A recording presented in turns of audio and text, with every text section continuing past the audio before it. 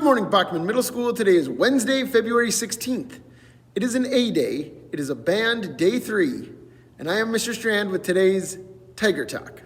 Let's get started with our word of the week. This week's word is innovate. Innovate means to introduce a new method, idea, or product. I'm here in the choir room where Miss O'Banion has posters of many innovators. Behind me you can see Jim Henson and Kermit the Frog.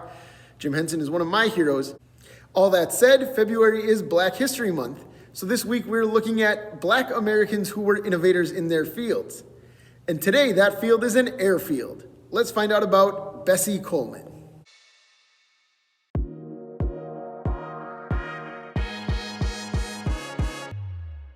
Brave Bessie, Queen Bess, and the only aviatrix in the world. Bessie Coleman, who was born on January 26, 1892, learned from her brothers about female French pilots who had served with them during World War I.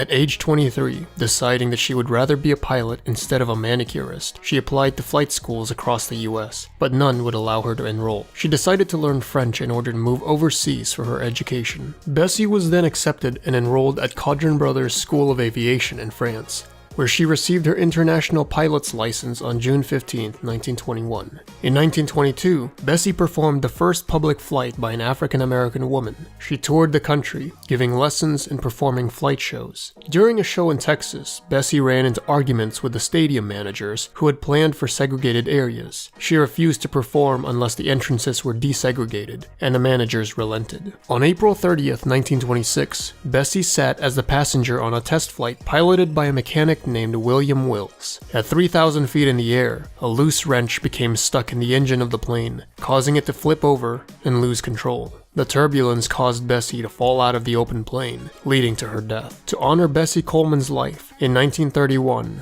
the Challenger Pilots Association of Chicago began a tradition of flying over her grave annually. If you're interested in learning more about Bessie Coleman, we do have a biography in the Bachman Library. So check that out if you want to. Next up, let's talk about student-to-student tiger stripes.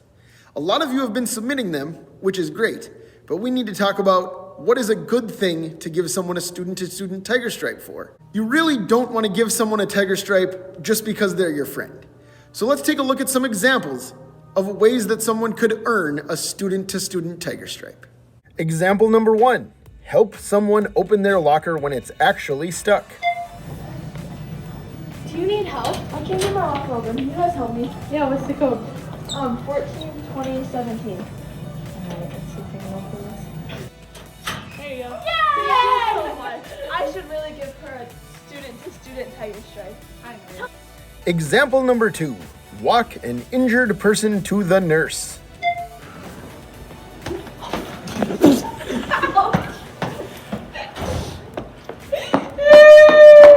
I'll get the nurse. I'm gonna give Danny and Daisy a student-to-student tiger stripe because they helped me. Example number 3, help someone with their classwork when they are having trouble. Hey guys, can you guys help me out with number 1 on the wave packet? Yeah, sure. So it says sound is made with something blank. So it's made when something like vibrates. Oh yeah. I'm gonna give him a student-to-student tiger stripe. Here you guys go. Thank you. Example number 4, help someone clean up after they have spilled something.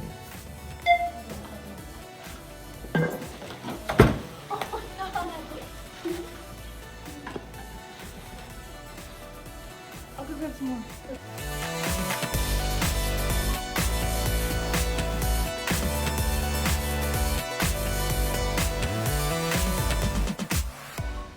I'm gonna give her a student tiger stripe. All right, a big thank you to all of the students who helped me out with those examples. Those, of course, are not the only ways to earn a student-to-student tiger stripe, but remember that you should give them out when people demonstrate our core values of compassion, integrity, or responsibility. When someone has actually helped you. That's all for today. We'll be back tomorrow with more Tiger Talk. See you then.